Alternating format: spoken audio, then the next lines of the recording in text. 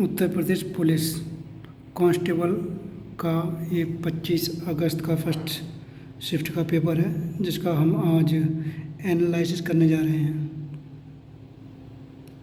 तो इसमें शुरू में एक गद्यांश दिया गया है। इस गद्यांश को पढ़कर नीचे दिए गए प्रश्नों के उत्तर देने होते हैं। राजभाषा का अर्थ राजा या राज्य की भाषा है। वह भाषा जिसमें शासक या शासन का काम होता है। राजभाषा वह है जिसका व्यवहार राष्ट्र के सामान्य जन करते हैं। राजभाषा का क्षेत्र सीमित होता है। राष्ट्रभाषा सारे देश की संपर्क भाषा है। राष्ट्रभाषा के साथ जनता का भावात्मक लगाव रहता है, क्योंकि उसके साथ जनसाधारण की संस्कृति परंपराएं जुड़ी रहती हैं। राजभाषा के प्रति वैसा सम्मान हो सकता है, लेकिन नहीं भी हो सकता है, क्योंकि वह अपने देश की भी हो सकती है, किसी गैर देश से आए शासक की भी हो सकती है। लोकतांत्रिक व्यवस्था में आज हिंदी भाषा के रूप में ही विराजित है।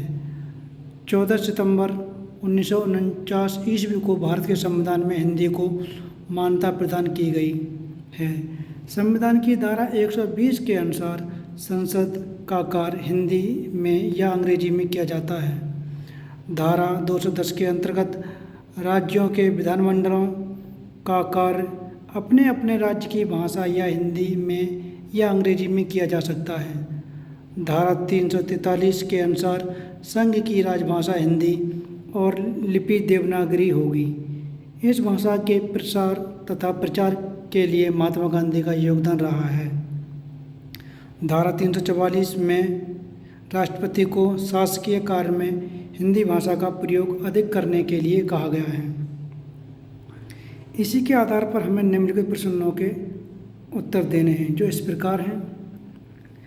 इस अनुच्छेद के सार में किस भाषा पर जोर देने की बात कही है? हिंदी भाषा पर जोर देने की बात कही है। किस भाषा पर की गई है? हिंदी भाषा पर जोर देने की भाषा की गई है। न संवैधानिक भाषा पर, न भारतीय सभी भाषाओं पर, न दक्षिण की भाषाओं पर, हिंदी भाषाओं पर जोर देने की बात कही गई है। किस भारतीय भाषा की विश्व भाषा बनने की ज़्यादा संभावना है? तो पूरा अनुच्छेद हिंदी के ऊपर ही है। न गुजराती, न मराठी, न कन्नड़, क्या है? हिंदी। राष्ट्रभाषा के प्रमुख लक्षणों में से इनमें से कौन सा व्यवहार नहीं है? यह सामान्य जनभाषा है? नहीं है, नहीं पूछा है। सामान्य जनभाषा है? सारे देश की भाषा है कि संपर्क भाषा है? जनता की भावनात्मक तथा सांस्कृतिक भाषा है? ये भी नहीं, इसे भी नहीं, ये नहीं पूछा। इसने क्या पूछा? नहीं। क्षेत्र सीमित होता है, ये क्षेत्र सीमित होता है, ये इसकी भाषा का नहीं है। इसने कहा राजभाषा का क्षेत्र सीमित होता है। किसकी? राजभाषा का। जो राजभाषा होती है उसका क्षेत्र क्या होता है? उसका क्षेत्र सीमित होता है, ना कि राष्ट्रभाषा के। इसमें क्या होगा? क्षेत्र सीमित होता है। इसका 92 का D is the correct answer. Next, Hindi भाषा को भारतीय संविधान में किस वर्ष मान्यता प्राप्त हुई है? जैसा कि इसमें दे रखा है उसमें 1949 में संविधान में दिया गया है। कौन सा होगा इसमें? हिंदी भाषा भारतीय संविधान में किस वर्ष मान्यता प्राप्त की गई है? ना 1948, 1950, 1947, क्या है? 1949। तभी तो हम 14 सितंबर 1949 को हिंदी दिवस के रूप में मनाते हैं। इस अनुच्छेद का निम्नलिखित में से उचित शीर्षक चुनिए। उचित शीर्षक चुनना है तो क्या आएगा? राजभाषा और राष्ट्रीय भाषा, ना कि जनभाषा, भवन भाषा, बोलचाल की भाषा। यानी राजभाषा और राष्ट्रभाषा पर इसमें बात की गई है।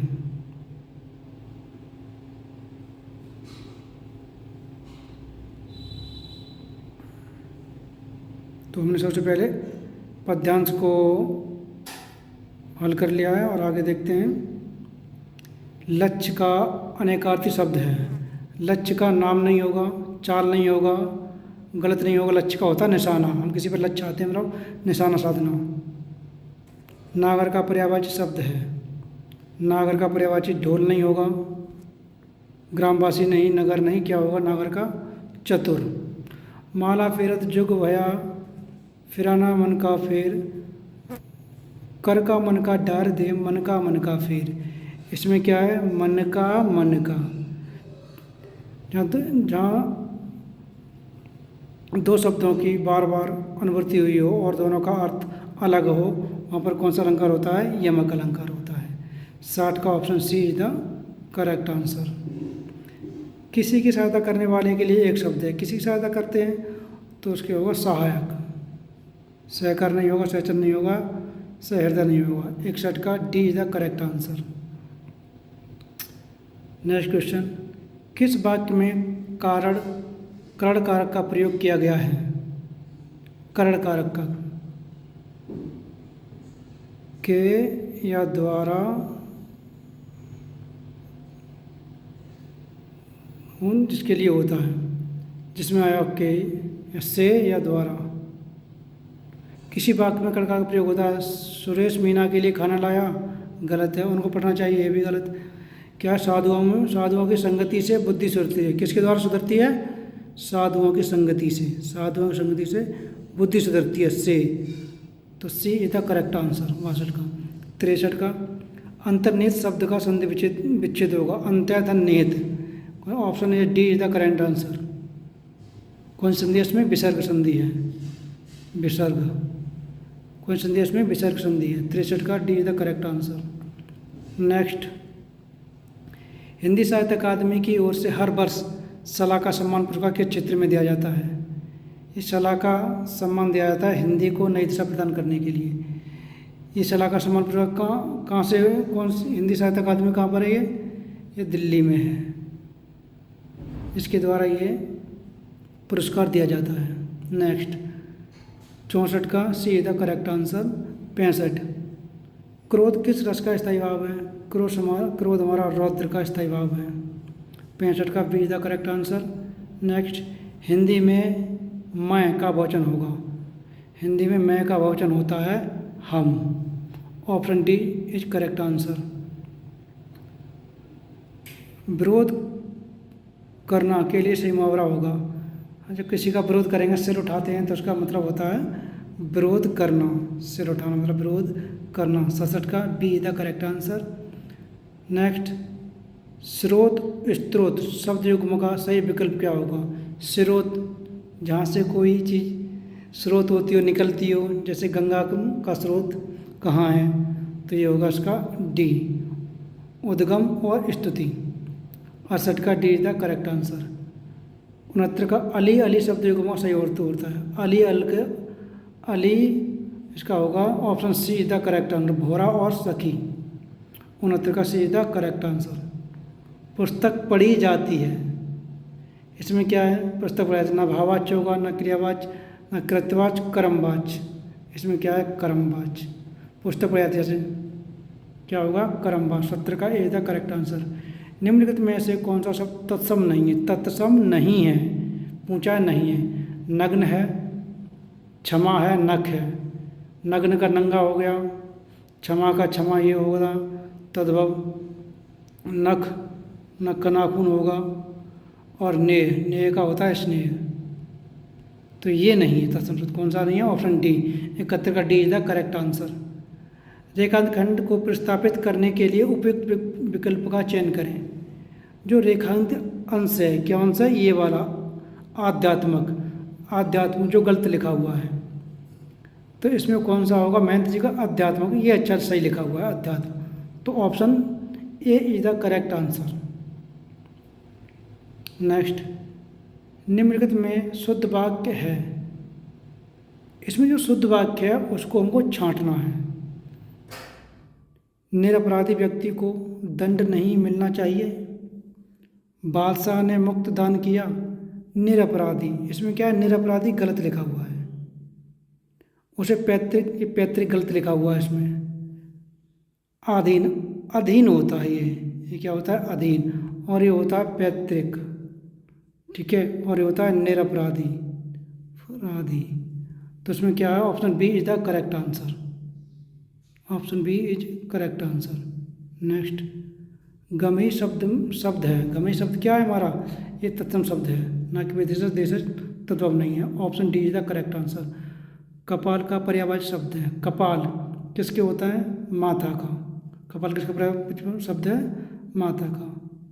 75 का option C is the correct answer. जो शब्द संज्ञा की विशेषता बताते हैं, जो शब्द संज्ञा की विशेषता बताएं या सर्वनाम की विशेषता बताएं, उसे क्या कहते हैं? हम विशेषण शब्द कहते हैं। Option A is the correct answer. Next, कमर टूटना मुहावरे का अर्थ है। कमर टूटना मतलब निराश हो जाना। भाई वो बहुत निराश हो गया, उसकी तो कमर ही टूट गई। निराश हो जाना मतलब कमर टूट जाना। ऐसला का अर्थ होता है, ऐसला का अर्थ होता है अभिलाषा। क्या अर्थ होता है? अभिलाषा। Option A is the correct answer. विद्वान का स्त्रीलिंग होता है, ये स्त्रीलिंग होता है। विद्वान का स्त्रीलिंग होता है विदुषी। Option A is the correct answer. वाक्य में उचित विराम चिन्ह लगाएं। ओह, बहुत कठिन समस्या है। इसमें क्या है? बशमोद है ये वाला। Option A is the correct answer. ये प्रश्नवाचक है, ये अर्थ चिन्ह है, ये संयोजक है। नेक्स्ट, 2020 का ज्ञानपीठ पुरस्कार किस रचना को दिया गया था? ये दिया गया किस रचनाकार को दिया गया था? ऑप्शन बी नीलमणि फूलन को दिया गया था। नेक्स्ट, चूड़ी अच्छी थी में थी कौन सी क्रिया है? अगर थी ना लगाई जाए तो वाक्य पूरा चूड़ी अच्छी पूरा नहीं होगा। ये क्या है? योजक क्रिया है। ये क्या है? थी हमारी योजक क्रिया। Option D is the right answer. बुरे अर्थ में प्रयुक्त होने वाला बद उपसर्ग किस भाषा का है? बद तो जानते हैं ये किसका है? उर्दू फारसी का। B is the correct answer. आत्मनिर्भरता निबंध की रचना कौन है? आत्मनिर्भरता निबंध के रचनाकार कौन है? Balkrishna Bhatt. Option A is the correct answer. दिए गए विकल्पों में से कौन सा जोड़ा समश्रुति भिन्नार्थक नहीं है? नहीं पूछा है कि नहीं है, इसका होगा अंत और आरंभ। Option B is the correct answer. Next, निम्नलिखित वाक्यांश को ध्यानपूर्वक पढ़िए और बताइए कि यह किस समास का उदाहरण है? जल में समाधि। जल में समाधि तो कौन सा? तत्पुरुष समास का। Option C is the correct answer, तत्पुरुष समास। बोलने दो चीड़ को किसकी काव्य कृति है?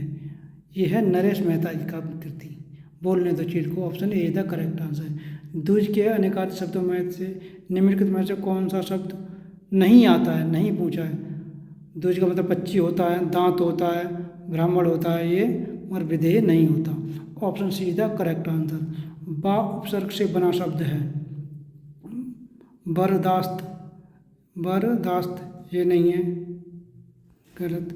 बा कलम ये भी नहीं है। बदनाम ये नहीं, इस नाम में बद जुड़ा हुआ ये भी नहीं है। बदौलत। Option A is the correct answer.